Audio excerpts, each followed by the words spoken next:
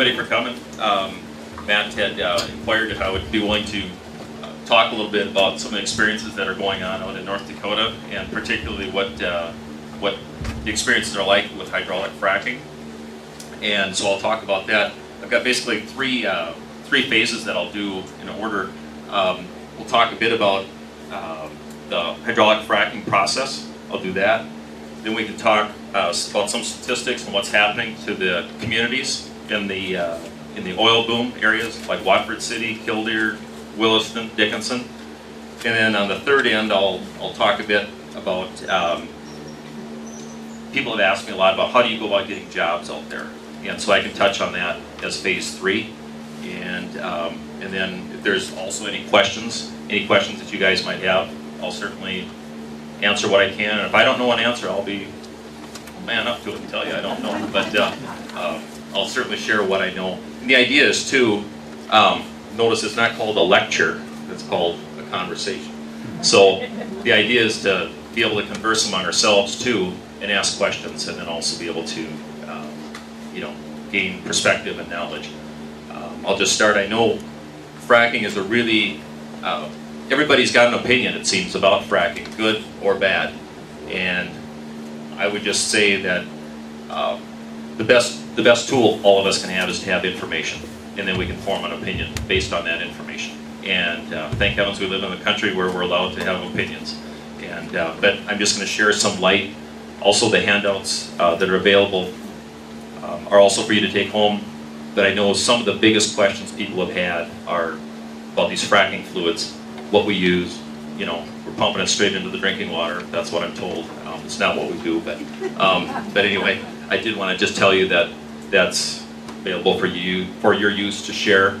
And those aren't documents that I just made up on my own. They come from, if you look in the very tiny fine print on the bottom, it comes from the Department of Energy. And also on one of my slides it references a Canadian energy group as well. So, it's really nice is that the two data, they match. So it's really nice when the Canadians' data and our data match. So, all right, with that I'll start, and we'll go. I did not do a dry run on this, so this is just my preliminary run here. So here we go.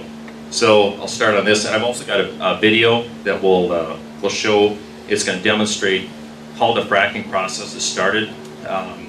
Obviously, a well has to be dug first, and then the fracking part follows the well drilling.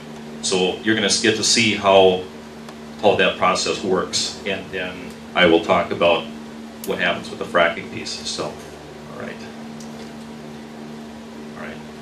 I'm not just going to read to you, but I want to at least have a chance to know the Bakken Formation is what is in North Dakota. So again, underneath it is most of the northwestern corner of North Dakota. It's referred to oftentimes as the Bakken Shale. They figure there's 18 billion barrels of crude oil. I've heard estimates even as high as 30 billion. It depends on what source you talk to and what source you read. The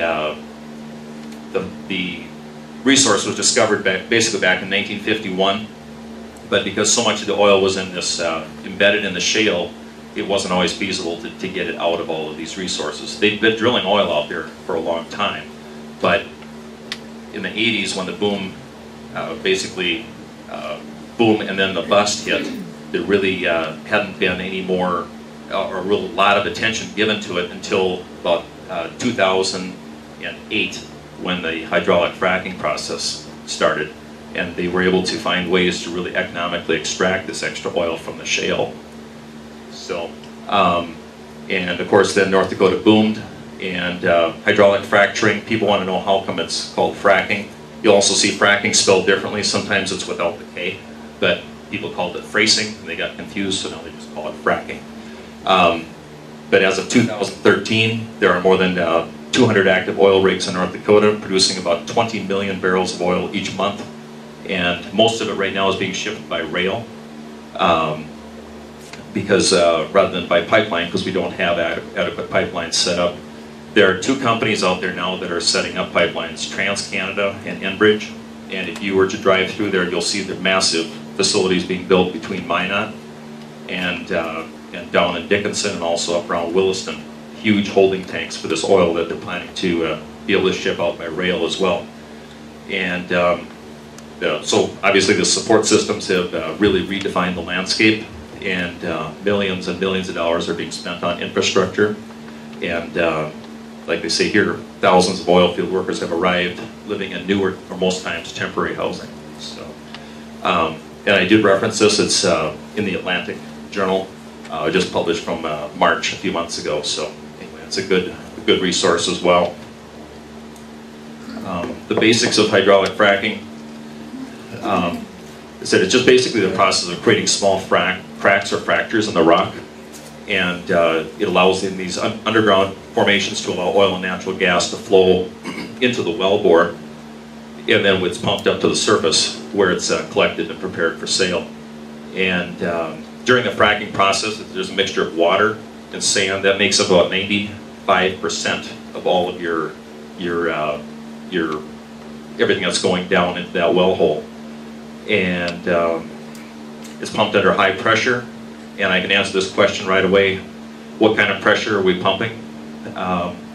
We pump at roughly about 8,300 pounds per square inch, 83 psi. We have to set, when we're fracking, we have to set trips on our pumps at 9,300 pounds. We're not allowed to go above 10,000 pounds per square inch, or we'll stress the iron. And I was on one site where back pressure came up out of the wellhead, and the trips hit at 9,300, and the pressure was so great it spiked up to 20,000 pounds psi. And how we avoided a major catastrophe out there that day was beyond all of us. But that one, the iron held, which is incredible when you think of 20,000 pounds for every square inch of iron, and nothing broke apart. But we ended up throwing all the iron out, all the iron piping that was pressurized. The company came in, $500,000 worth of iron, they scrapped all of it. So they weren't gonna, once it had been stressed to that point, they would not let us use it again. So, but anyway, I stand corrected, the mixture is actually about 99.5% water and sand. I said 95 earlier. But and I'll also talk a little about what these extra additives are in the fracking process. So, going in the order here, what makes up a frac site? People have asked, you know, how big are your crews? We have about 20 to 24 personnel, typically on a fracking crew. These people are made up of, just on our immediate crew, we have electronics technicians, usually 2 of them. We have mechanics, and we have pump operators. We have sand operators, and everyone else is, we've got hydro operators, blender tenders, all play a part in getting this sand from that are coming from the trucks to the storage bins into the hoppers, into the blenders where the chemical additives and water and proppant are all mixed together, and then it goes into the pumps, and then the pumps push this stuff down into the well at about, like I said, about 8,300 pounds. So we'll stack up pump units. We line them up on the back of flatbeds, and we've had anywhere from 12 to 19 pumper trucks. And in your deal here, if you look on the very back here, you'll see on the top picture, the top truck, that's an example of a pump truck that is pulled up on. They line them up, they stack them up like cordwood, practically, on the location, so much so that a guy like me has to squeeze to get in between them. We pack them in that tight. But each of these pump trucks can put out about 2,300 horsepower. And they're diesel, they're 12-cylinder diesels. And we carry spare pump trucks because sometimes they have mishaps. And we had one on a site in Pennsylvania where the entire crankshaft on one just blew right out of the housing unit, so nobody got hurt. But it was, when your pump goes down, sometimes you're not going to get them fixed very fast. So we do carry spares. Anyway, I digressed a bit. But also we have supportive services. We have wireline operations. I'll talk about what they do. The water and sand transports. they're coming and going all the time while we're fracking. We hold, like I said, on a typical site, we can put between 1 and 3 million gallons of water just to frack, one single well. And what's happening out there now is that there's more than one well being put on a pad. Now we're seeing with directional drilling, we can have 5 wells on a single pad. So it's not like, you know, the old days where you see with parts of Houston where they'll have a dot everywhere there's an oil well. That's still happening too, but not as much. Now these big companies have realized with directional drilling, they'll put in one road, they'll pave out maybe 6 or 8 acres, and they're just they're drilling one well, they're going over 150 feet, popping in another well, cranking over, popping in another well. And what these big oil platforms are able to do now is they're on crawlers, so they can pop in a well, they'll take down part of their assembly, and it's just like the tank treads, and they can just keep these things going, and they'll just creep along, just like they move that space shuttle. Same type of concept. They can move that big thing over, and then they'll reset their Kelly and everything, all their top equipment, and then they'll start going down and drilling again. One thing is those pads have limited space, so it's very tough to have fracking operation and drilling operation and all these other equipment out there at the same time, because not all the pads are 5 and 8 acres wide. Some of them are like 1.5 acres, and it's really a challenge to get all your people in there. But wireline operations, with water and sand transports, safety personnel, we have paramedics that are on staff that do nothing but, hopefully their job's boring, but they will sit in their vehicle and they just wait for something to happen. So we do have them. Hess Corporation hires their own paramedics, and before we even start work, we have to have a safety meeting, so everybody's identified, your crew personnel are all, your head count is done. So in the event of something bad happening, we know how many people we have to account for before evacuating. A company man, some people ask what a company man is. Oops. A company man is the man who represents the ownership and also oversees to make sure that we're doing our job well. Everything is documented. We have petroleum and chemical engineers, equipment suppliers, and fuel tanker personnel. And these people are coming and going the whole time when you're out there working. So it's not like they just come in, sit down, camp out. Well, some of them do that too, but really they're there to, they're coming in and out of that location regularly. So thus my last sentence, the location of lots of activity with many trucks, personnel, and vehicles moving about. You keep your head up when you're walking, and you have to know your surroundings, especially on night shifts. I'll just tell one quick story because it's happened to other people, but you don't walk with your head down, because when you got your hard hat on, you don't see, like this is blocked. And if you're walking against the wind and you're going, and then you've got your glasses on, all of a sudden there's a truck. It's moving right the whole side of a truck. You see the wheels. Yeah, he was backing up. He didn't see me. I didn't see him. But luckily, ended okay. I stopped. But just about everybody's had that happen. So you just got to keep your head up. Don't walk with your head down. Let's see. Okay, I've got a video now that I promised you that is going to show what the guys that drill the well, like Woody Hunt, and of course he's offshore, but you got people that will drill that with the directional drilling technology now. They can flex this tubing. It's incredible. They can hit basically the head of a dime right now when they're drilling. It's just phenomenal. And the technology is just wild, but it's narrated, and the guy talking does a much better job than very succinctly. So I'll let him talk here. So I'm going to tap this, and let's see here. Matt, you're still here, aren't you? Good. Good. We'll see if we're going to get this one going. We tested this earlier, so here we go.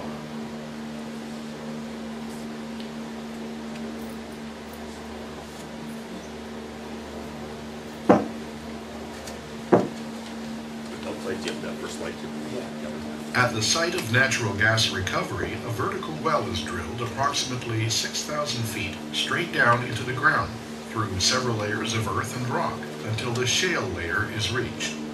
While drilling the well, the drill is kept cool and lubricated by pumping a pressurized mud solution down through the drilling pipe, through the drill head, and out of the 3 jets. This also maintains the well bore stability and removes the cuttings up and out of the well. Once the drill reaches the level at which the shale is located, the drill changes direction, and the hole is drilled horizontally approximately 1,000 to 3,000 feet into the shale. When the drilling is complete, the mud solution and cuttings are sucked out of the hole, and the drill is removed. Steel casing is then fed the entire length of the well. The casing is then secured in place by cement that is pumped down through the pipe and up the outsides of the casing. The cement is pumped under pressure to the end of the pipe so that there is no cement within the inside of the casing.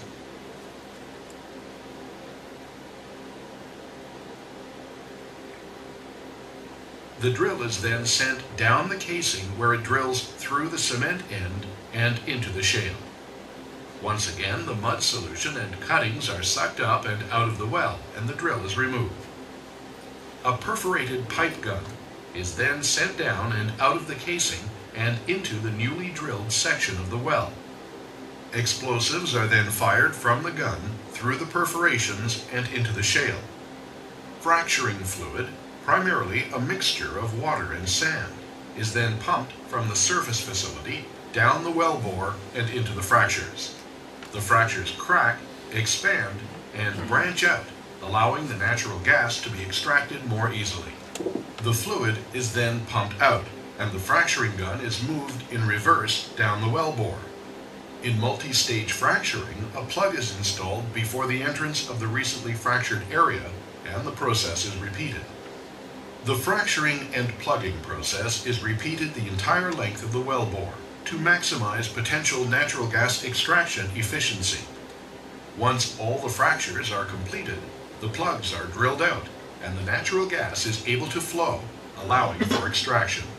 The natural gas is then pumped up the well bore to the surface facility for processing.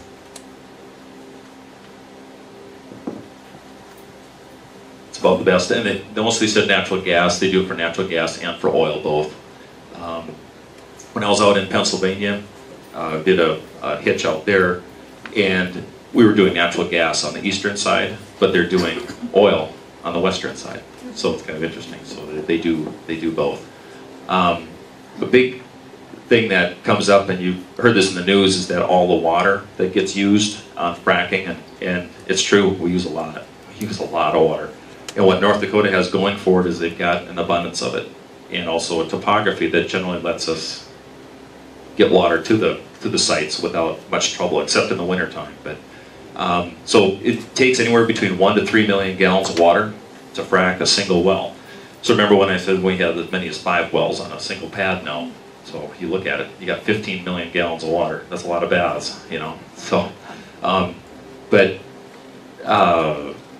the water that's pumped down the hole, they think, well, that water's gone forever. We've lost it forever. It's not gonna, we never see it again. Well, actually, when they flow the well, that water is gonna be coming back up with the oil. It's called slick water, and it's gonna have all the gunk and the garbage and things in it. They're gonna want to, that gets pumped into either a holding pond, or it goes straight into tankers. If it goes into the holding pond, which is a lined pit, it gets sucked out, and then it gets brought into treatment facilities. Like there's a company called Boss Solutions. They're out of Bismarck. They do centrifuging, so they get a lot of this stuff out. It still doesn't mean it's ready for drinking. You know, I don't know. I don't have the answer to that. If they're using any of this water to the point where they can recycle it to the point where it's been approved for drinking, I can't say that. But go ahead, Bob. No, just a question on horizontal drilling. How do you determine who owns that oil that's being pumped out? Could that go under several landowners' property? Mm-hmm. Yeah, they've got land managers that will, before all this happens, they've got people that literally, there's stories that briefcases were lined up at 5 in the morning in front of the courthouse because people would stand in line. These land managers were finding out they're going back to the records, who owned the land, who had title to the land. And so really interesting. But you're right, and they will find out who's going to get benefit, you know, how far down this horizontal well is going to go. Oops. How far down this horizontal well is going to go, and then whose land is above it. So if somebody says, well, I'm not going to let anybody drill on my land, guess what? Somebody's getting your oil anyway. They are. So you might as well get paid for it. That's really what's happening. I was told by one of the heads up there, they said that there are no more unsecured oil or mineral rights in the state of North Dakota, in the Bakken, as far as that goes. They've all been bought up or secured or signed up. You're not going to go out there and find somebody that, gee, I don't have anybody willing to pay me a royalty. There is another story that there was a lady, this is a success story, she was widowed in her 70s, and she had 3 envelopes stacked between her salt and pepper shakers. And the first 2 envelopes were opened, the third one was still sealed, and it was from Occidental Petroleum. And they were her monthly oil royalty checks that she now was receiving, and they were $155,000 a month that she was getting. And her comment to the woman that saw those, she said, well, I guess I'll probably go buy a new stove. She can't concept how much money that is. You know, they still want to live their same lifestyle, but it'd be a nice problem to have, I guess. But my point is there are people out there getting extremely wealthy out there. But it's not everybody, but some of those people have owned all that land that was ranch and cattle land, and now they've got 5, 6, 8 wells producing on their land. And they're still living in the same house, maybe buying newer pickups, but it's just hard to concept. So anyway, getting back, the slick water is transported. Some of it can be reused. Some of the water has also been known to be pumped down into secure wells about 2,500 feet below ground. Now that could also be recovered and pumped back up again, but that's deeper than any water table that we're going to find. We're not going to. People aren't drilling, you know, water wells for their home down that deep. It also has to be secured in an area where the rock is non-permeable, so they don't just pick a spot and dump it. It's got to be approved first. Then also, this is something people ask. You'll hear on the news too. Well, all the algae and whatever else could be in the water that they're taking out of the Missouri River that's going to be put underground, and we're going to have bacteria and organisms. All of the water before it's pumped is treated with a biocide, and it kills everything. There's not an algae. I'll tell you how much it will kill. Is that the idea is to prevent any microorganisms above ground from being reintroduced into an area below ground. If you get that on your hands and you grab a sandwich and you eat that sandwich, you're going to get really sick because it's going to go into your body. I know a couple of guys that have had that happen, and they don't die from it, but they get really, really sick because it's killing off all the bacteria and microorganisms that are in your body as well. So it's basically taking your own bacteria that you need and killing that too. So you wear gloves.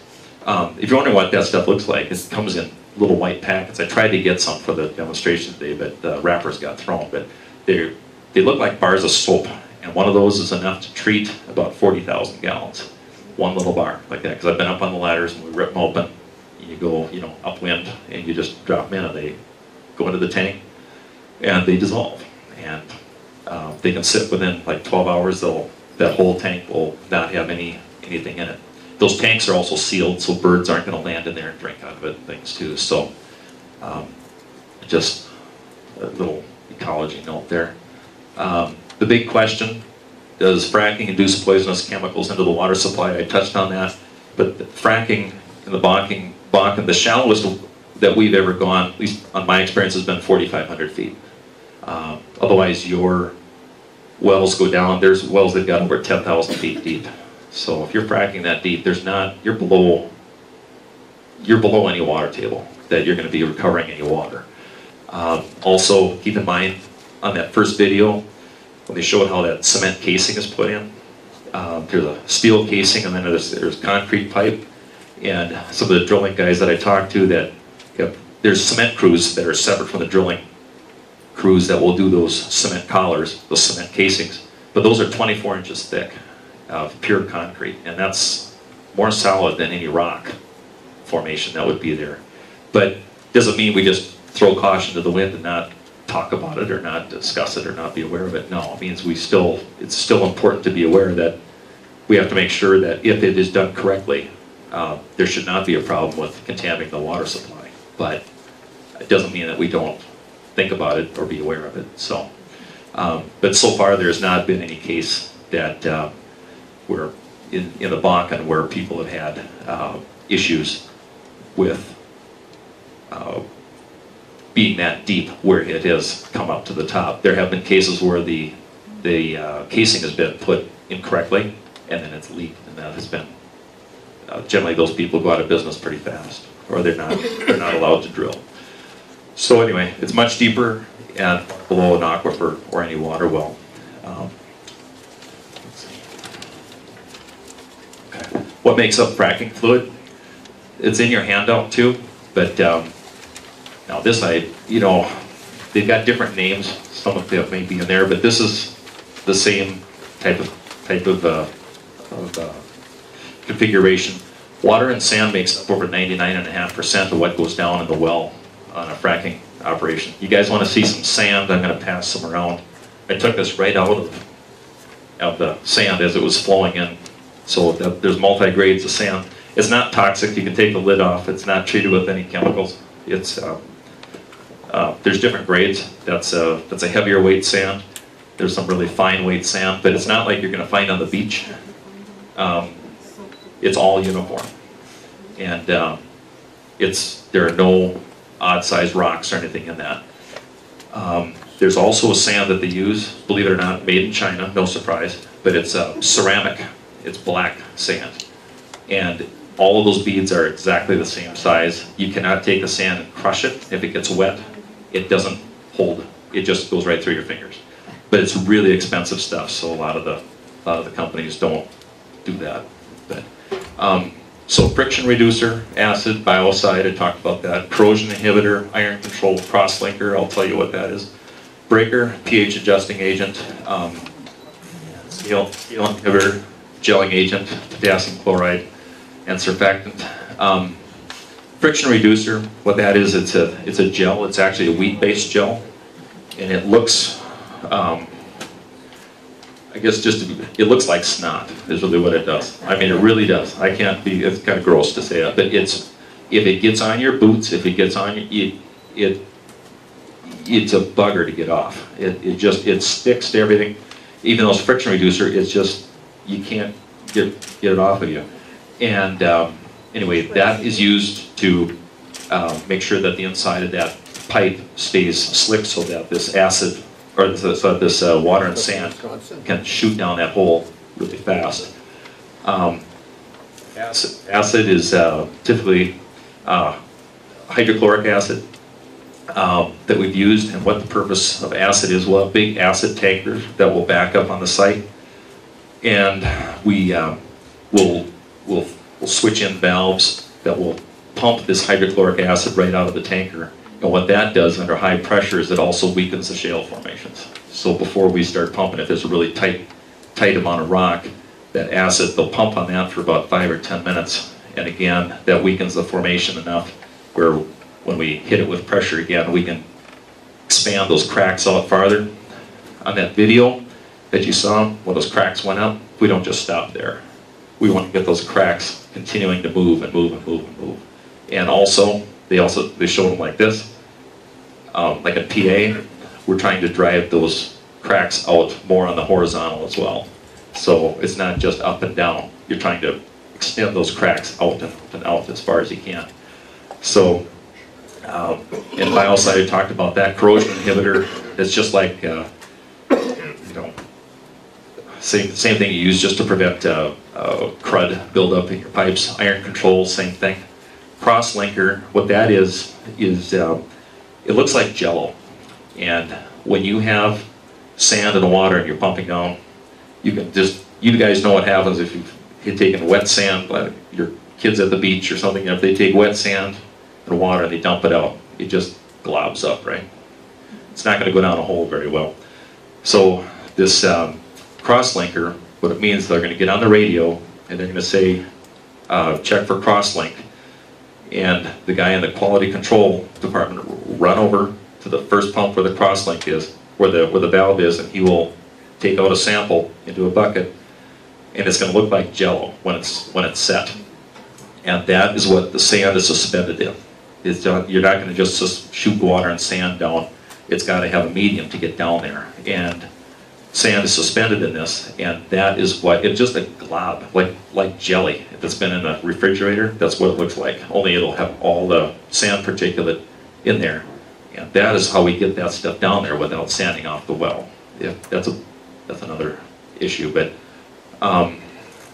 then the breaker we pump down later to get rid of that jelly, because as we're pumping in, all the sand is going into these cracks, and that's the proppant. We're propping that up. But then how do you get that stuff out? How do you want the sand left, but you don't want this stuff.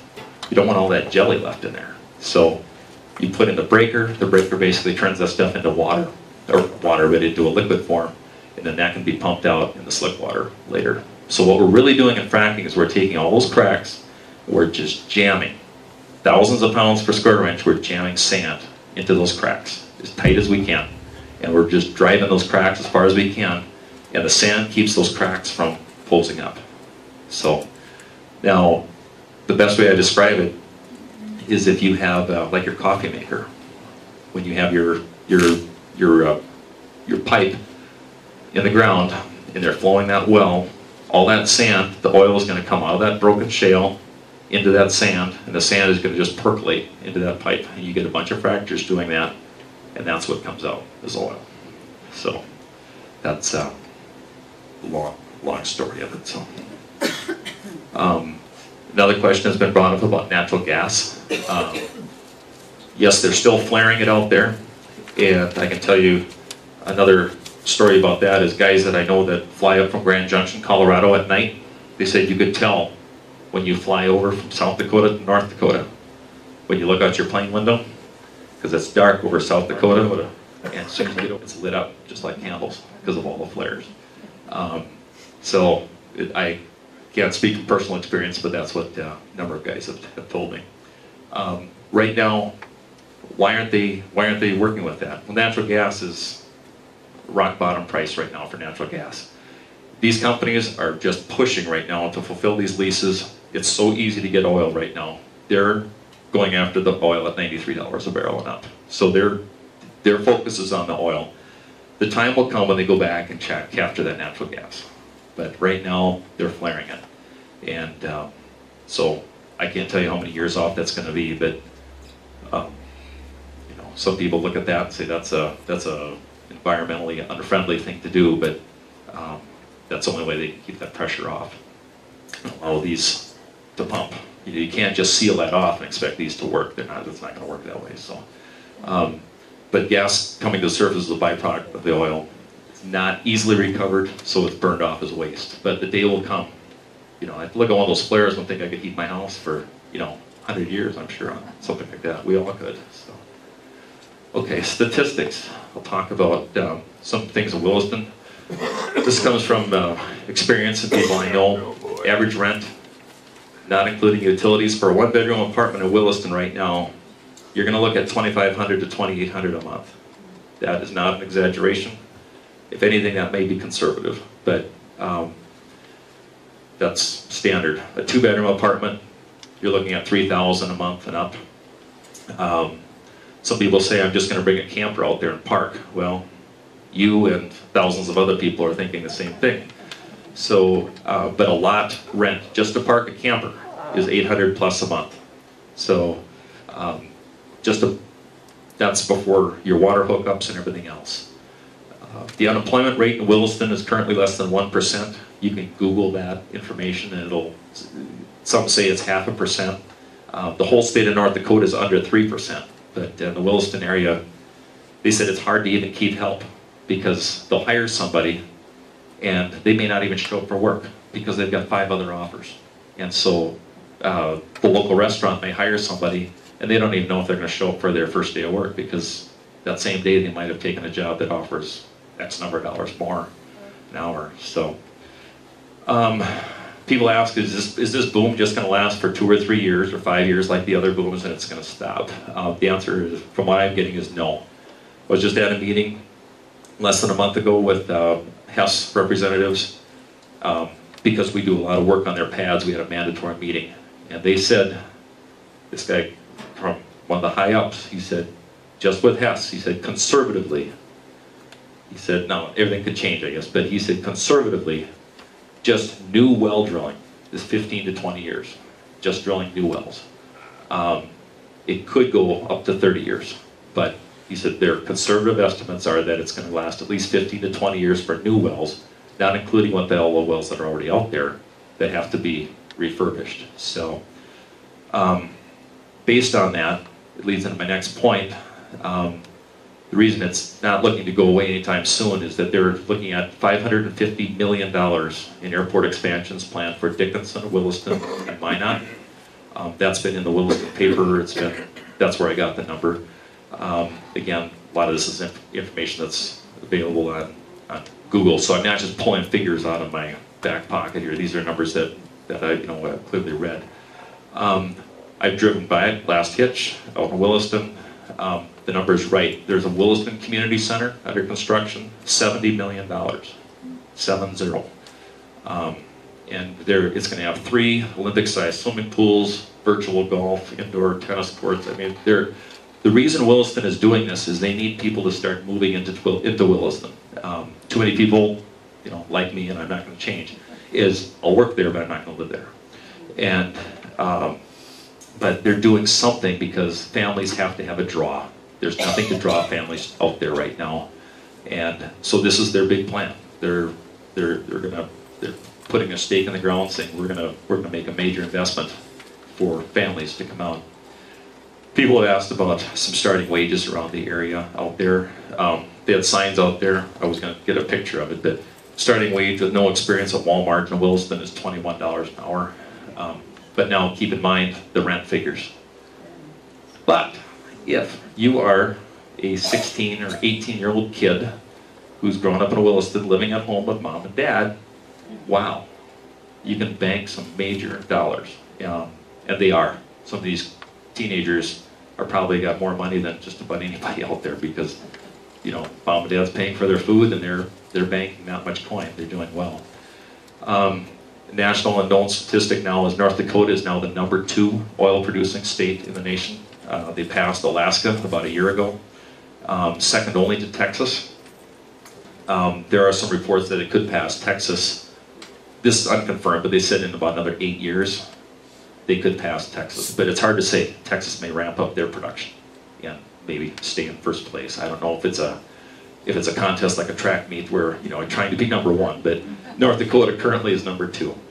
And another stat that I read on the Williston Times said that by the year 2020, I'm not going to go on the record for saying it, but I will say this is what I read, is that by the year 2020, North Dakota's oil output could exceed all of Iraq.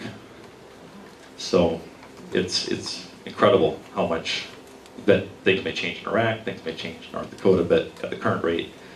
Now the Bakken produces more than 660,000 barrels of oil a day, and that comes from the National Geographic. And if you get a chance, Gaylord and Marla loaned me a National Geographic from March 2013. If you get that issue, it talks a lot about the oil business out there. It's really interesting. It's about a 12-page article out there. So. But anyway, 660,000 barrels of oil a day. There's another stat that comes in a later piece that's documented. It says it's about 700,000, but take your pick. It's a lot of oil. And more stats. I told you about that. By 2020, North Dakota now accounts for over 10% of the energy production in the United States. I believe that also includes wind and solar, because North Dakota is big in that. But I think the solar is such a small, minuscule amount. I think it's really negligible. Your energy production is coming out of your oil. So this one I took out of the National Geographic too. In the past 2 years, Watford City, North Dakota has increased from 1,700 people in 2 years to over 6,000. with estimates even as high as 10,000 plus right now. So think if that was Paynesville, you know, and you dropped that many people in here. I was just telling Matt, you know, on a hot day like today, gosh, let's go to the Dairy Queen, right? Well, guess what? You got thousands of other people that, you know what, it's a hot day, let's go to the Dairy Queen. So it's everything is like that. So it's nuts. I put this in because people have asked. I tend to believe this. I don't go there, but that's the right answer.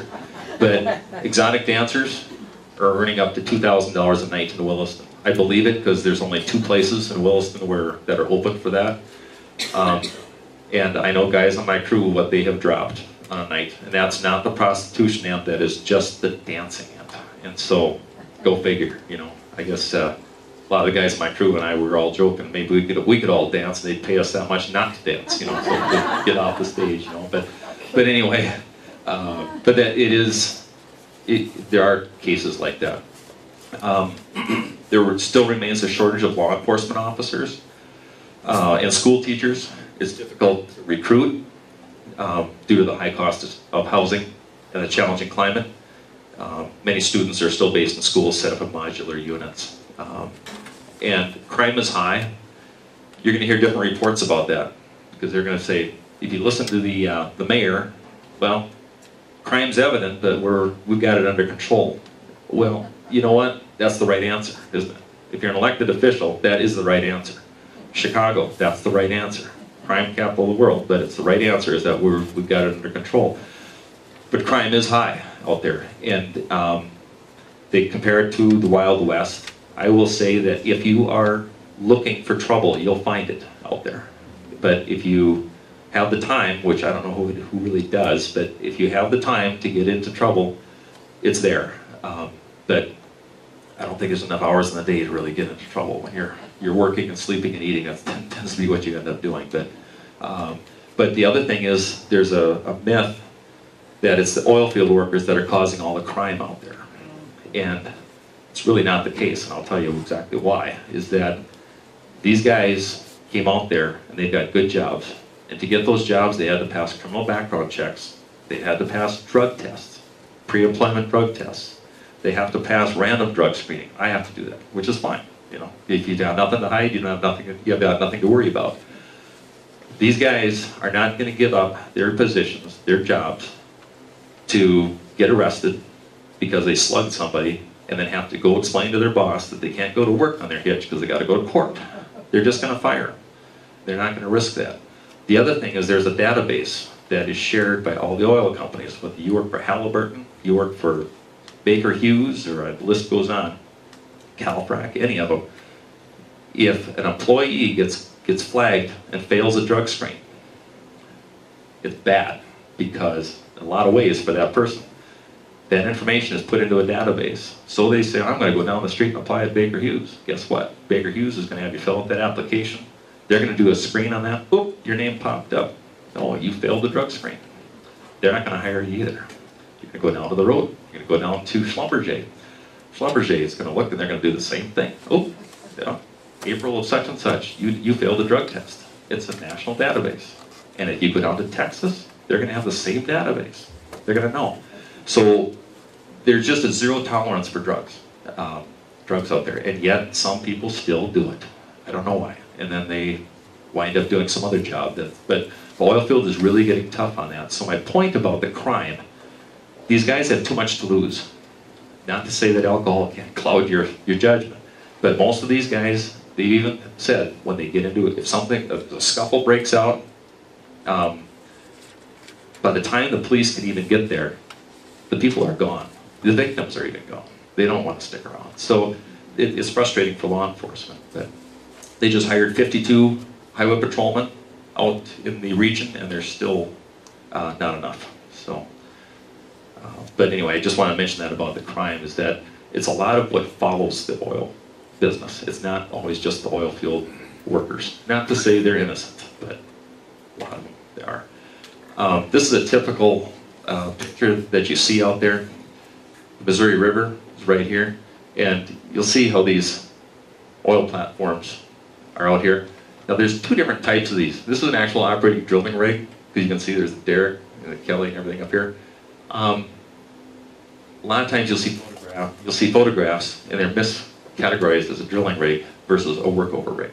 Workover rig will have a big old boom on it, sits on the back of a truck, and what they do is they replace, oftentimes they'll replace drilling pipe. And so after this is taken down and moved, a workover rig can come up and pop up, and they will start pulling sections of pipe out, which they can do, and then they'll just replace it with different type of pipe. So, so sometimes anything that's standing straight up in the air is called a drilling rig, and that's really not quite accurate, but that's an actual drilling platform. You can see right in here all the crew quarters. So when I mentioned about fracking and drilling, when you've got a certain size drilling site, there's not room to get everybody in there. So somebody's got to move. So we've been on site where these babies are moved over here so that we can get our equipment in to do what we need to do. So if I had a really good slingshot, I could have hit one of those from where we were, because it was just maybe a little more than a football field the way it seemed. It was really close, but I wish I had a camera. These are just houses right in here. So. All right, this is at night. State of Minnesota, North Dakota. Okay, satellite image, you can read. Appears to glow. Most of the lights are associated with drilling equipment and temporary housing. This is from NASA's satellite. So the border of Minnesota is right here. This would be Grand Forks, this would be Fargo, Valley City, Jamestown, Bismarck. That would be Dickinson. And then if you go a little bit to the Dickinson, that would be Belfield, yeah. And then if you go straight up to Belfield, 110 miles, this is Williston. Williston sits right here. The Bakken, you can see the bulk of the activity right in here. But we're doing a lot of activity down in Dickinson. Dickinson is starting to take off now too. So people looking for work and things, they're always thinking about Williston. They don't want to be in a massive mess of traffic and everything. And how about Dickinson's booming too? And there's a lot of jobs in Dickinson. Some of the same companies in Williston are out of Dickinson. So, but anyway, I'd just like to show that to people. This is Minot right here, but a lot of drilling activities moving this way too. Highway 2 goes right here, right into Grand Forks, right up. So you can kind of find out, you can see that. So it's interesting. Oh, you can see how much that's materializing. And this is the South Dakota border. So.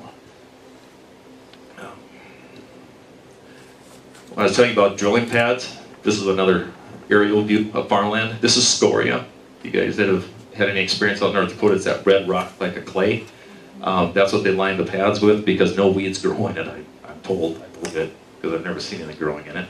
But so the oil wells are surrounded with scoria, and this is what it looks like from a dotted landscape. So again, it's changing the landscape of the area from the air as well as on site. Then I talked a bit about the unit, the trains transporting oil.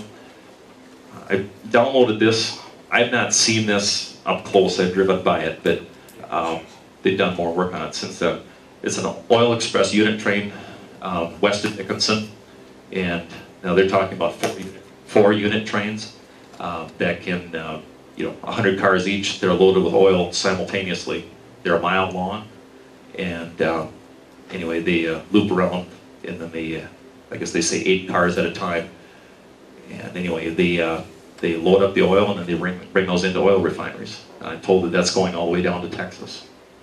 Now, there's been discussion about the Keystone Pipeline. The Keystone Pipeline would eliminate a lot of the needs for the truck traffic, and it would also be a faster means other than railroads. Use your own judgment on this. I'll just say this. There's been a delay in getting the Keystone Pipeline going, but there's a company that's been talked about that why are we not moving faster on Keystone Pipeline? And Keystone Pipeline benefits railroads right now.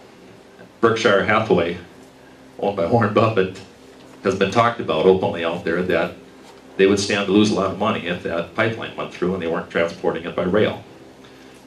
So use your judgment on that. I'm not pointing fingers at Warren Buffett. I'm just saying that that's in the discussions. So think deeper in in the box, and then figure out who gains politically by holding up something on a project. So we got to think deeper a lot of times. So, but it's an interesting piece. It's a lot of jobs, a lot of construction out there. Question? Yeah, fire away. How about just building a refinery? Yeah, building a refinery. That's being worked on right now in Newtown, North Dakota. That's a really good point. I read where we have not had an oil refinery built in the US of A in over 40 years. Now that doesn't matter, Democrat or Republican. Both parties have failed to get that done. And the reason is, people I've spoken to, they said that we have regulated ourselves practically out of business in this country. We cannot get anything done to build a refinery. Well, we are putting one up now out in, we meaning America, is putting up a new oil refinery out by Newtown. Guess where it is? It's on an Indian reservation. So didn't have to go through Department of Energy and all the red tape. I think they had a tribal council meeting and the gavel came down and they probably decided it in pretty short order. Sure, we put it next to our casino or whatever, that's fine. But they are finally doing that. But they take a long time to build. And most of all, it's the regulation.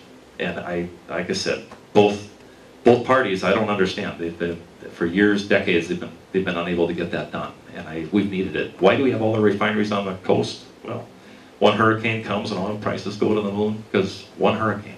It's like it's all psychological. But that is a big piece, and they're working on that, addressing it. But it's taking some time. Well, it just works out very well for the oil companies. It could, yeah. They don't have to refine as much then. They can supply and demand. Supply and demand, yeah, that's right. I always say, dig deeper, like I say, they peel back the onion, just keep peeling back the layers and then you can get to the core, usually of what it is. So here they're talking about 700,000 barrels a day. So I referenced my source on that, but it's an interesting piece. Now, finding work in the oil boom, I've told people that the North Dakota Job Service is about, and the oil company websites are about the best place to start because they will list what companies are hiring and what specific positions they're looking for. Also, this Bakken staffing is good. They've got a website. I didn't have time to type it in there, but they're an outsourcing. They're a staffing agency that also looks for personnel. They also know companies that are hiring that don't always advertise. So the biggest thing, as I said, no recent felonies or DUIs. Notice I said recent. It's incredible. I've got 2 guys that have been in jail years ago, so it can happen. I mean, I guess I don't ask questions, but anyway, really, they do criminal background checks, and if you've got, biggest thing are these DUIs. Their insurance rates skyrocket if they try to hire you if you've got a DUI. And if it's a drug conviction, they're not even going to look at you. They got enough people to hire. They're not even going to give you the time of day if you've got a drug conviction. I can just about guarantee it. And if they do, be careful of who else you're working for or working with alongside. The biggest thing, if you've got a Class A commercial driver's license, before you go out there, I'd be willing to bet 90% of the time, you ask and they're going to say, the first question, do you have a CDL? That's the first question they're going to ask you. So a Class A commercial driver's license is golden out there. They really like you to have a tanker and a hazmat endorsement, or at least the ability to get one. And here's the other thing. In order to get a hazmat, you have to go through a background check. The background check means you have to be on no terror watch lists or anything else like that. So if you walk in there and you already got a hazmat, they already know a lot about you.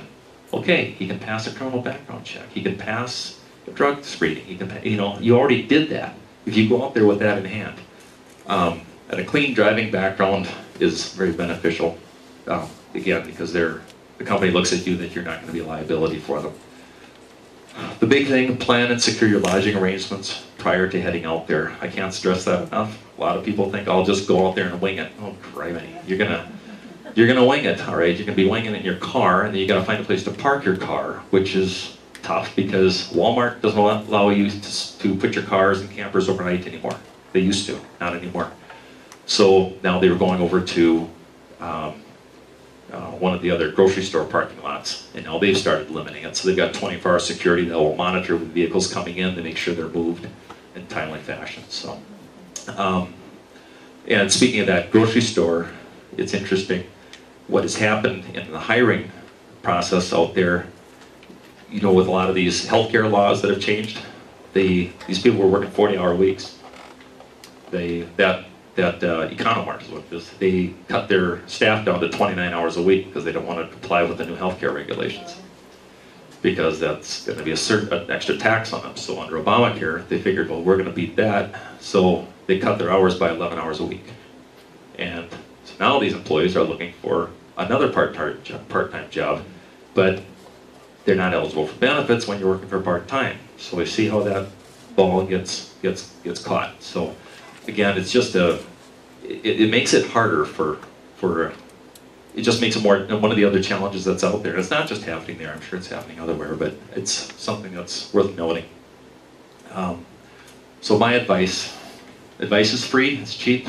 I'm doing this for free, and you guys, we said, if you don't like it, you can get your money back for today too, I guess. But my advice for anybody going out there, I would say get your Class A, your commercial driver's license Class A with a tanker and a hazmat. That would be the first thing on my list. You can get that through a lot of the colleges, or people you know, get that through a lot of the colleges. St. Cloud offers it, I think Wilmer does. And then prepare hard copies of your resume to bring with you.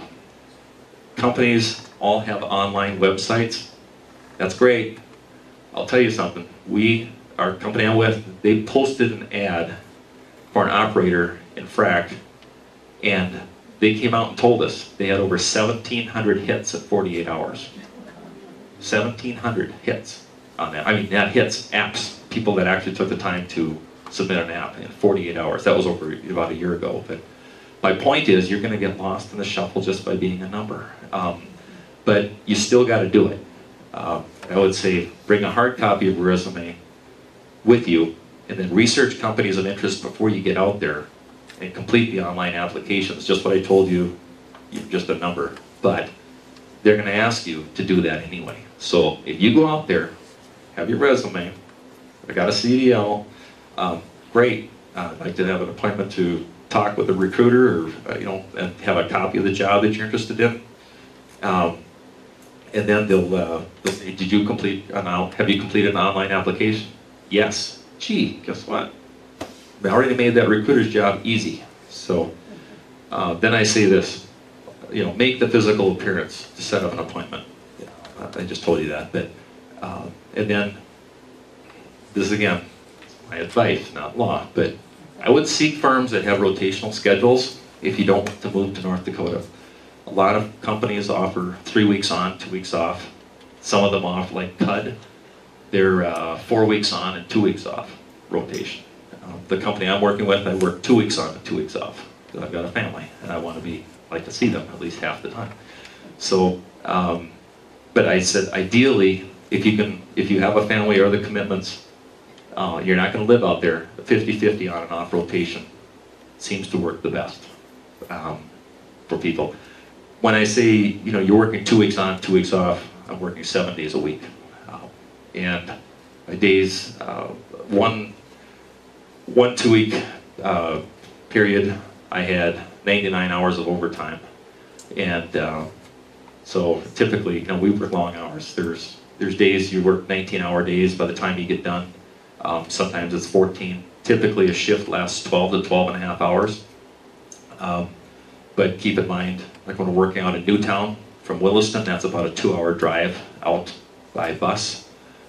So we have crew vans that take us out, and they kind of look like the Paynesville Senior Center bus, if you want to know what they look like. But anyway, so they got comfortable seats, but so you got to get there about half hour before you leave, have your meeting, you get on the bus, you got 2 hours out there. Now you're working your 12-hour shift, you got a half-hour change out of your crew, sometimes an hour. Now you've got a 2-hour drive back, and that's what gets to be time consuming, because if you're not sleeping on the bus, you're not getting sleep. So you come back, you're dirty. So I'm going to say I'm going to shower, clean up, eat, and then go to bed. And then start the process over again the next day. So, so that's just my advice for people coming out there. And I'll answer any questions too, you know, if people have some. But I'll show you some of the equipment that we use out here. I talked to you about this. Look a little goonish here. We have so many people on location, you can't run around and track people down, so we wear headsets. Entertainment value for some of you. So, here. This also keeps out the noise because the decibel levels on some of the pumps are deafening. I'll oftentimes wear ear protection inside, and then I will have these on, and I can still hear the radio. So that's that. And we have this is an H2S monitor for hydrogen sulfide. Detects up as low as like 8 parts per million. This thing will go off.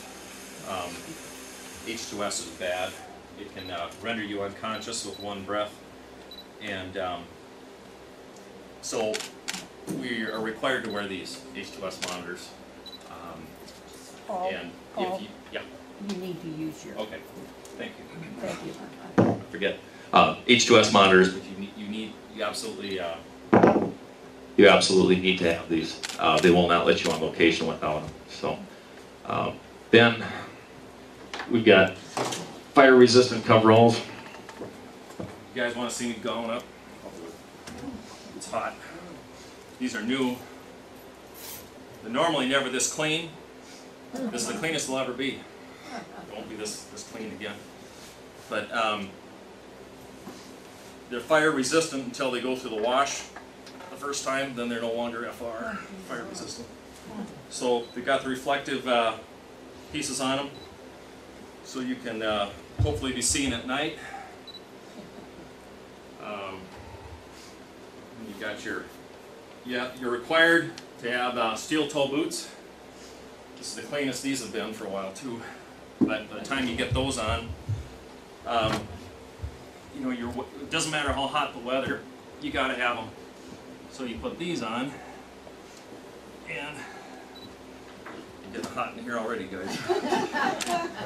Breaking a sweat. But you can kind of get a chance to see. By the time we're done, we're not very recognizable out in the field. We're also required. We have to have impact gloves. So, big deal. I've got one knuckle that I'm still paying a price for. It'll heal eventually, but when you drop pipe equipment, you have to have impact gloves on. The day that happened to me, no, I was not wearing it when I was supposed to be, so it's my own fault, but I had to grab a piece. So we have impact gloves. We got a and then this plugs into a radio. We have multiple bands. So when we plug these in,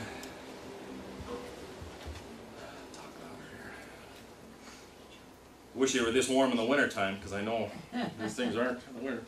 So usually I'll just drop these in here, but this dangles in the way when you're working, so I sling it in the back. Then we put this on the top, and if you're working around the sand or in that area, your silica dust is evident. If you take those jars, no, I'm yelling because I got here. If you take those jars and you were to tip them, there would just be clouds of dust coming out of there. And when that stuff is pounding out, each of those bins, there's 10 bins, 8 of them hold 50,000 pounds of sand, 2 of them hold 25,000. So that's in one of them. We hold 4 of those, and those pump trucks, those sand trucks are going all the time. So this is what we look like. So, oh, it's fun trying to get communication when you got to get your radio going. And this goes on. If I'm working in the dust, I have to have this.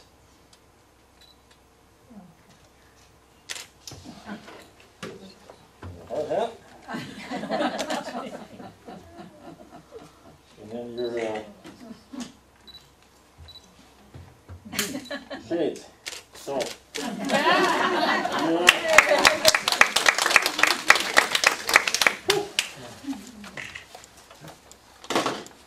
So yeah.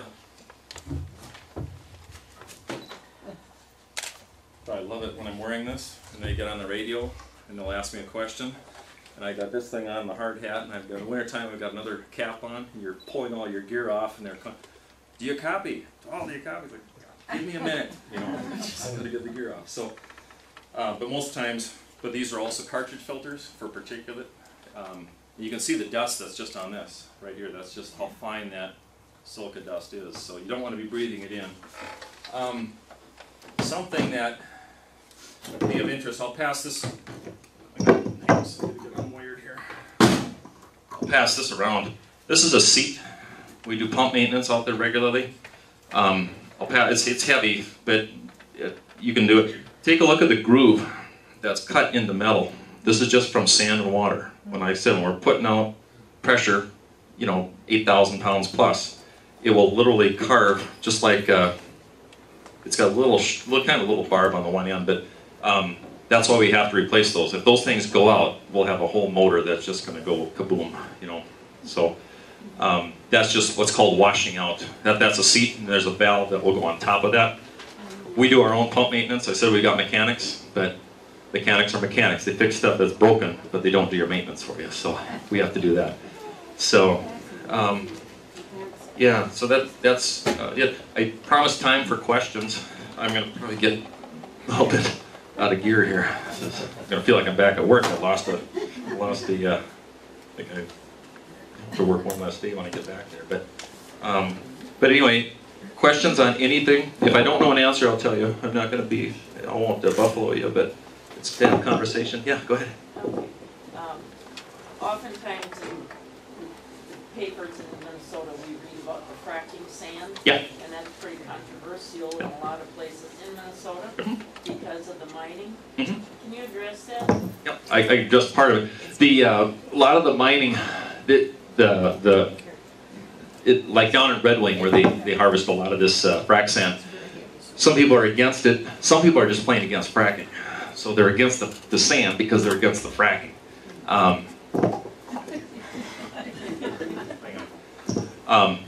But the other piece is a lot of the dust. If there's a lot of dust that's being generated from that, people in the community may not like it. Now, I don't live down by where they are doing a fracking, but if it's real close to a community, some of the frack dust might be an issue. If they could address the fracking dust, I would be willing to bet that that might be their cause for their concern. Otherwise, I'll just say, fracking is here to stay. If they don't get their frac sand from Red Wing, there's lots of other places in line wanting to sell it. So it's not going to slow down fracking if they don't get it from Red Wing. But I believe the controversy arises from the dust. I think it's the dust and all the trucks that are going through town now. And that's true. Yeah. Yeah. And some people are compensated for it, and some just suffer with the dust and the noise. That's right. You know, all the roads that get broken up in North Dakota from these heavy frac trucks and stuff, and oil field trucks, guess who's really paying for the repaving of them? The oil companies, because we have to get permits. Those frac trucks, the one like I showed you on that one slide, the one page, this one up at the top, weigh 118,000 pounds. So I've driven those. Those are bugger, especially on ice. But and also, remember when I mentioned about the high pressure? What can happen? When things go wrong, there's a photograph, black and white photograph. What happens when your wellhead comes apart and you're doing that much pressure? That's what's left of one of the trucks. That's not on our site, but our safety personnel put that out to us. So, but you're absolutely right. It's an issue. Yeah, go ahead. Can you tell us how you stay there? I mean, where do you stay? Oh, yep. I stay in a man camp. I've got a man camp video that I wanted to wait till last because I didn't know if you guys had, some of you guys had time. But yeah, I stay in a man camp. Company pays for food, housing. I don't have to do any, laundry, towels. They provide bath towels and everything. But I just, I work. I go in, I eat at the end of the shift, and the kitchen's open almost 24 hours. And then I can go in, shower, private showers, and I just go down the hall to my little room and sleep for however many hours I have, and then get up and repeat the process again. Do that for 2 weeks. And when you leave, someone comes in? Yep. When they've got maids that come in and clean, they'll make your bed, but usually the rooms are the size of a dorm, so you wind up, you know, by the time you have your gear, pretty much the maid's got enough room to make your bed, and that's about it. So, but yeah, they stay there. But not all places that have jobs out there offer that. Some will say you must provide your own housing. And like I said, if you're paying $3,000 a month, that's $36,000 a year in rent. If you're doing it on your own, and that's in after-tax dollars. So you got to make about $52,000 just to pay your rent, and that doesn't have food or utilities or anything else. So yeah, anything else? Yeah. 2 questions. How do they know where to drill for oil? Okay. And then where does it go? Okay. First question: how do you know where to drill for oil? The geologists have. How do they know? Oh, okay. Well, they've got extensive sensor equipment. I'll tell you how extensive, because I was on one of the sites and I saw all of these pods that looked like, I compare them, they look like the diagram of a diamond. You know, with the little point on them, with a little beveled head on them, and they had parachutes. They're dropping those out of helicopters at a certain predetermined height, and when that pod impacts the ground, there's a computer in there that senses what the geology formation is like underground. And now the geologists have that. That's a whole level way above what I could talk about. But it really, to answer your question, it's the geologists. And then you've got your chemical and petroleum engineers that study all those rock. So it's one method. It's one method among many. Yeah. But usually the petroleum engineers, they've got all the ideas of how the shale is lined up and everything, and seismic testing. Does fracking cause earthquakes? It'll register on a Richter scale.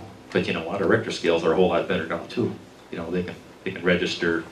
You know, we can pick up a sensor when North Korea decides to do a nuclear test. We can pick it up over on this side of the world. So our equipment is better too. So, but I kind of glossed over that. But really, it's the petroleum engineers and your geology reports, and they got armies of people that just figure out where. Yeah. I don't know if you walked around with some kind of machine or. Yeah, no, we rely on where they determine where to drill, where they think it's the most profitable. So yeah, so. And then where? Yeah. Oh, go ahead. Do they have barracks for like truck drivers? Barracks for truck drivers? Yeah, there's a lot. Depends on the company, but yeah, there's a lot of man camps. Williston right now is a moratorium on man camps. They're trying to push them out to the outskirts of town, which has worked, but. Man camps are actually a good thing for Williston. Otherwise, they're going to have all these transient people sleeping under bridges and in their cars. So, but depending on the firm, but a lot of the bigger companies will. Yeah, they'll have something. Yeah, if they're a reputable company, they're going to know that the housing shortage is an impact for hiring. So. How about drivers and stuff? Do you wear these type of uniform and stuff? Some do. Yeah, the ones I've seen do it. The people that have hauled our sand and our petroleum products, they have to be in uniform. Yeah. Yeah, and also just for fire resistant. Some of it's code, you know, it's a regulation. If one person has to wear it, they all have to wear it. So yeah. So, yeah, go ahead. Do they ever run into dry wells, or you go down and things like that? Yep, they run into dry wells, but not very often anymore. They almost know what the success is down there before. Now, years ago they did, but they're ripping into a lot of these old wells that have gone dry from back in 70s and 80s that they drilled. They're not producing anymore.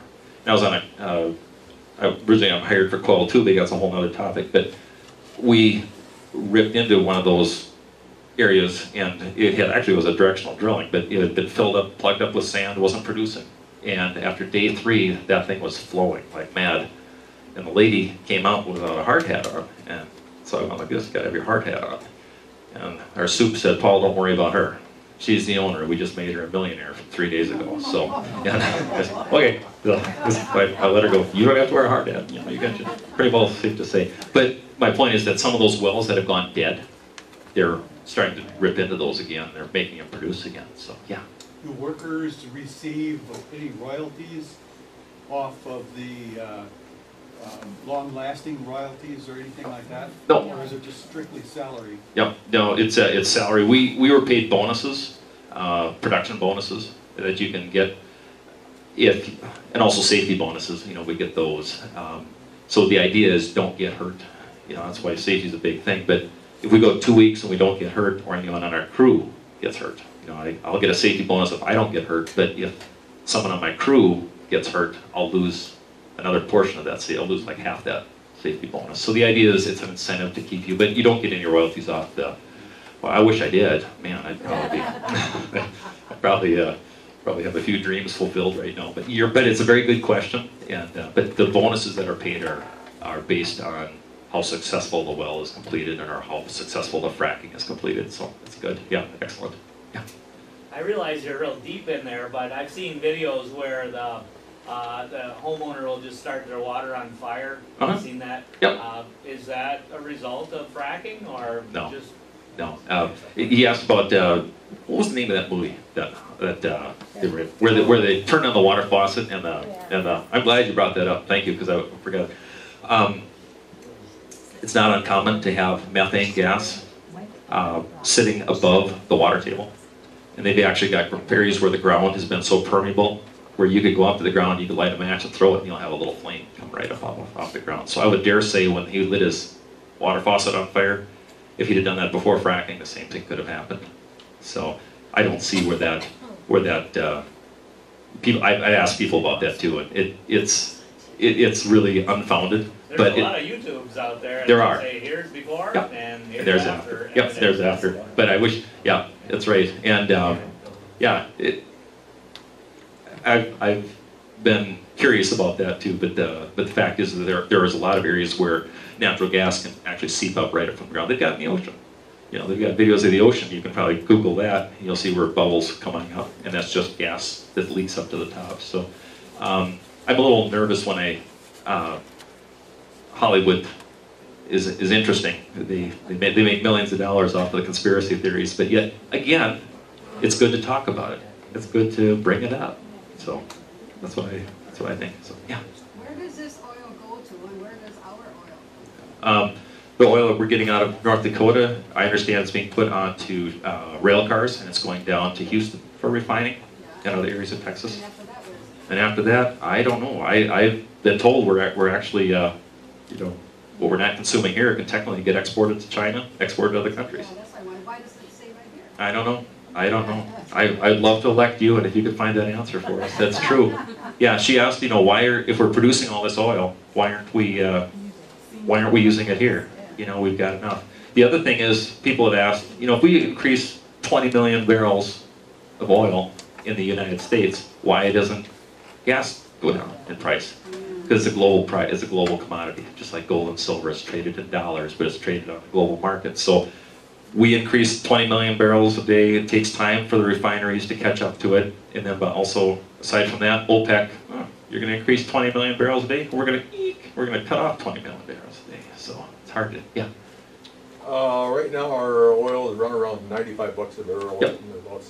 Where is the break point for you guys on your oil price? I've been told it's 80. Pardon? I've been told that it's profitable to drill above 80, but that's what I've been told from our people. But if there's other drilling standards that are more efficient, that price could be lower. But I've been told 80. I don't know. Have you heard anything, April, from Woody at all? If it drops down to 79, you're out of business? What's that? If it drops down to 79, you're unemployed? No. They've got contracts to fill, so they're going to fill them, and oil's going to kind of go, like this anyway. So they're going to fill these contracts. They're going to fill the leases. They're going to drill, and they've got these guys have a way of staying in business. They've got lots of reserves, so they can stay going for a while. But it's a excellent question again too.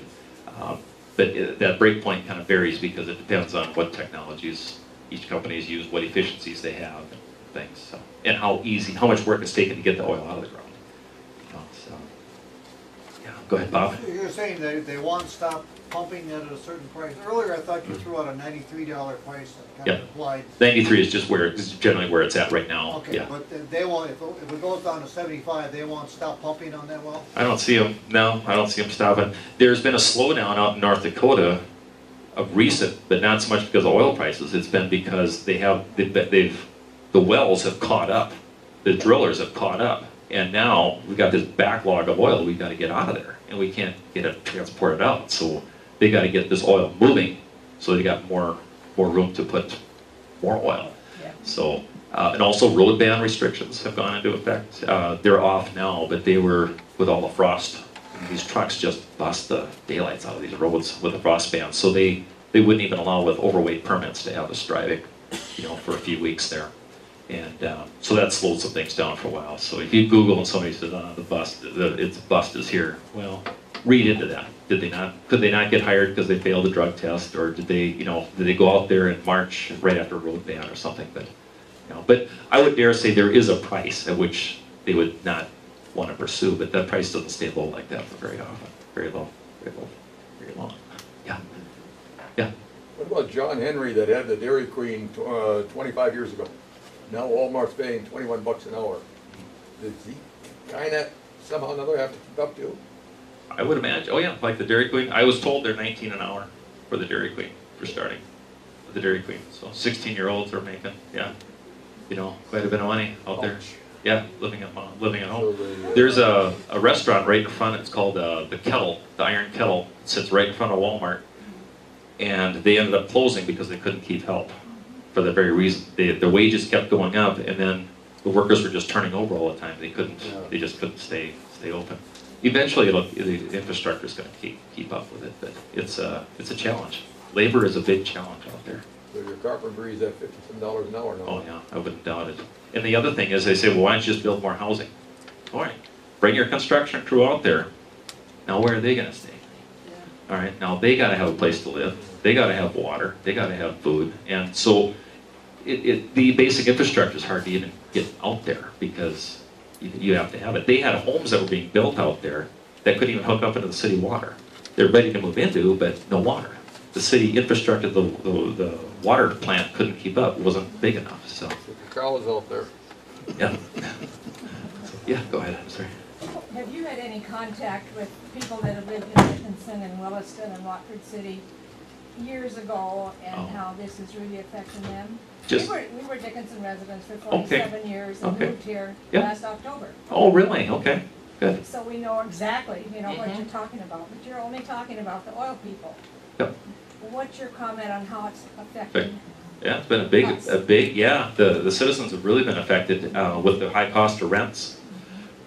Then property values have increased really high, and then their property taxes have gone way up. So people on fixed incomes, a lot of them have been forced out. And what do you do about that greed? I don't know how you fix it because it's there to stay. It doesn't look like it's going to go away anytime soon. But I feel for those people that were living in apartment buildings, paying $550 a month. Then the landlord raised the rents up to $3,000 because they could get it. And what's happened too is some of those buildings, those whole apartment buildings, have just flat out been bought out. Halliburton bought entire apartment complexes, and now 30 days eviction. Go find a place. Well, these people have nowhere to go, so they wind up being forced out. Yeah, that's a tough thing. It's a tough thing. But to answer your question, personally, I don't know people that have lived there, but I picked up on how the effect has had. Now I do. So yeah, now I do. But it's tough. Just getting around, just getting groceries is a battle. So it's impacted the general population, especially retirees, pretty hard. So, but welcome to Minnesota. We'd love to have you here. So. Yeah, I'll switch on this video here for the man camp, and I think it's 3 minutes. Yeah, it's about 3 minutes. Hoping I got it all on there. But no, good questions. If you got any more questions, I'll stick around. I mean, I got another week off, so I've got lots of time. So, I'll narrate a bit here. This is on a day when there were road bans in effect, so I thought it was a good way to video. But you can see this is west of Williston. We're driving east. We're about 4 miles going into Williston, but this is Highway 2. And you can just see, this is typical, what you're going to see on the side. Campers, that's not a camper sales lot, that's a camper yard. All people living in there. I can touch the screen, it won't happen. Williston is right down in here. And it's like you parachuted into this is 4 miles out of town. So people live there. That's what it's coming to construction. They're building a shopping mall out there now. Paul, is it easier to be at home or to be in Williston? Oh, at home. Yeah. Yeah. Okay. Yeah. But it's nice. I don't get any phone calls from work when I'm at home either, so it's kind of nice. But there was a Buffalo Wild Wings that just opened. It's further down the road here. The first week they had over $250,000 in revenue when they opened. So, and you couldn't. I was going to try to get a picture of that before I left, and I just could not. You can't drive and take pictures of this. That's an accident waiting to happen. But just this is still out of town. But there you can see that's a typical of the trucks and this particular Conoco station. You could write your name on the dirt in the windows. They don't even have time to wash their windows or anything. Here again, just more construction. A buddy of mine was driving, so here you got a bunch of oil storage tanks on the hill. But it's like you parachuted in a construction zone. This is, it's just, pictures say a lot, I guess. I turned the sound down because anytime I had the sound on, somebody would be swearing. So I figured I just got no volume on here. So it works better. Like I said, this is a quiet day when we actually could get out. But so if you wanted to just drive out and take a look at things, you'd have a hard time finding a hotel room. Right. Yeah, you would. You'd have a harder time. But you could do it, but just line up your hotel room in advance. That's the biggest thing. I would recommend it. Look at that's just. You can see how far that goes. Those are all. It's amazing. So that's. I said all the equipment. You kind of look on the horizon. You can just see everything is just going.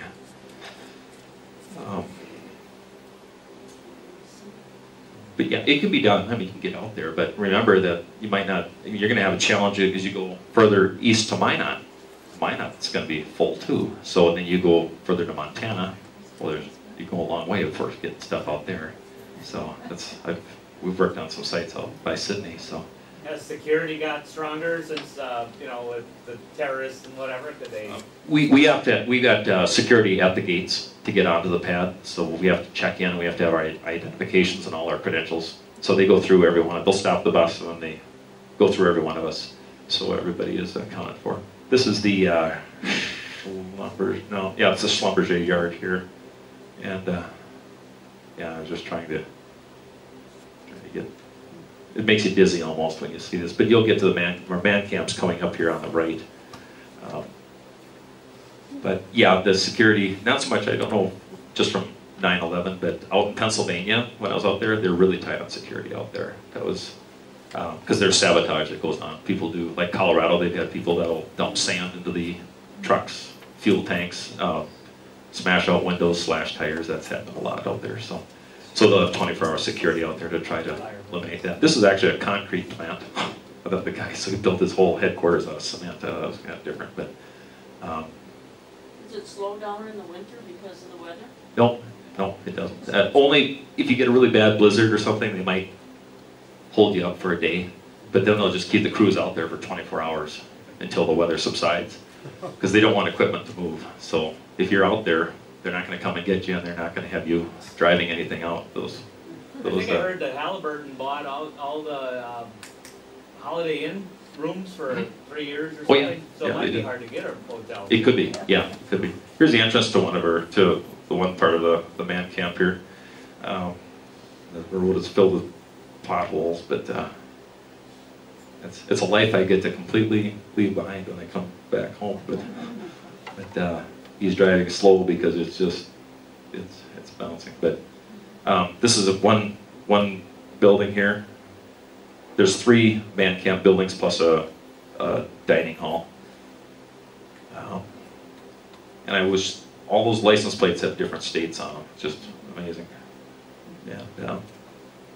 So you'll get a chance to see the inside of one here shortly. And my room. These are temporary tents that are just set up for fast maintenance of vehicles. And then the regular yard for all the big equipment and everything sits behind the man camp, the corporate offices and everything. So it's kind of nice. I drive in. I've got a secure place for the car. I don't have to worry about. Now this is going to be like this for about a few minutes here. You know why? Because I had the lens cover on. It's a fact. I did it. Now you'll see it here shortly. Then I realize it, and I have to go back, retrace my steps, and I start over. So here I am again, second time. So, sorry about the jerkiness of the thing. If you walk in, you've got a main area. You're supposed to take your boots off when they're muddy. This is just an extra storage room, I guess. Nobody really uses it, but it's... Put somebody in there to sleep. Yeah, it would work. So then they got dry camp, alcohol not permitted, intoxication is not tolerated, and no boots beyond this point. And so the main housekeeping, so there I got my boots, but I went ahead. So that's the hallway. We got a little, exercise room, I guess. How many hours a month do you spend on the road? Between here and Well, it's a 9-hour drive. 9-hour drive.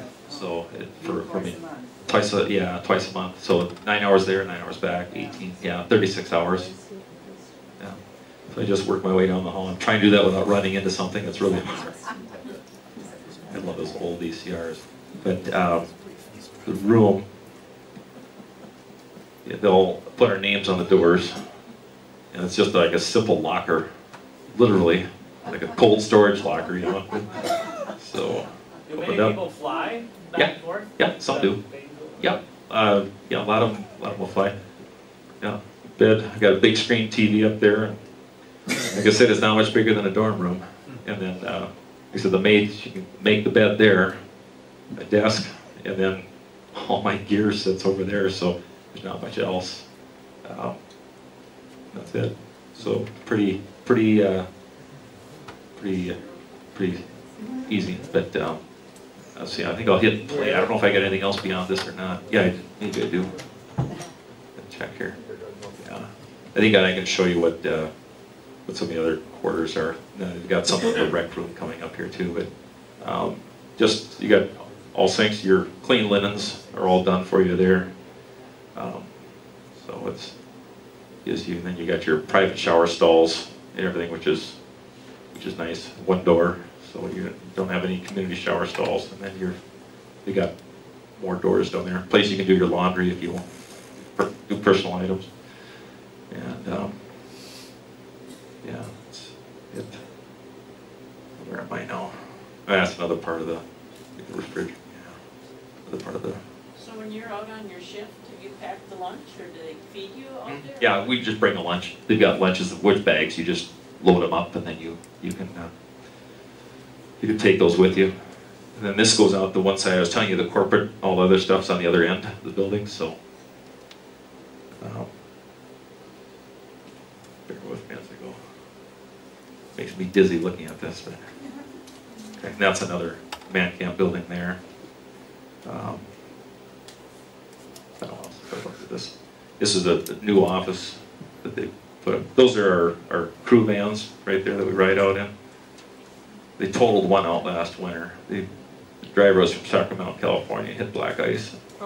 Put 9 of our guys in the hospital, so different. But for the record, they were all wearing seat belts, but I know otherwise.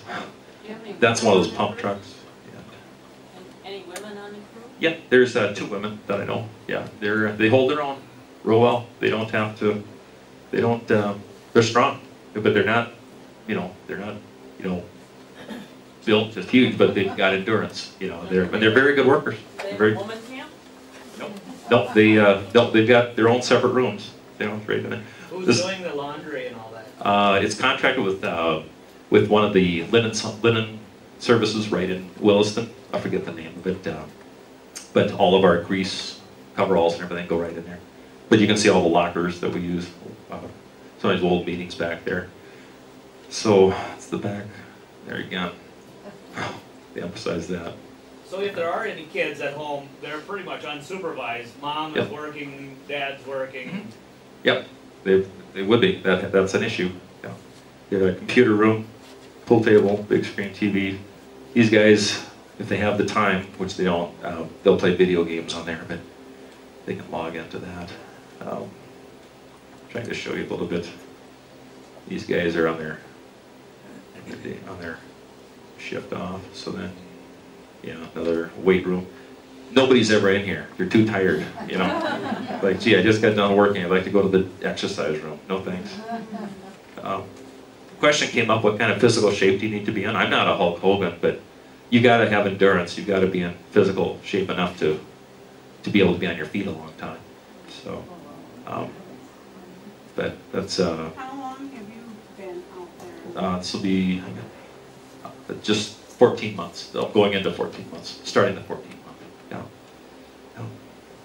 Do people stick around that don't have homes somewhere else? I mean, see, when on our days off, we have to be out of there. oh. So do people stick around if they've got another place to stay? Yeah, they can. Do they fill them up with other people on a different ship? Next shift, yep, next crew comes in. So like Wednesday, I got to be out of there, and in fact, as soon as I get my key goes over, and the maids almost have it, and they're going right in to do the cleanup. This is another dorm. This is the one I used to stay in. This is just the next one over. It's got plastic flooring. That's why I got out of there. It's so loud. See, this is what I call it the frat house, because everybody that does want to parties tends to stay there. So I figured get better sleep there. But you can see how narrow those hallways are. Pretty tight, and it's all fab buildings stacked side by side. And there again, the more PVC instead of woodworking. But yeah, there you go. You get your private showers and.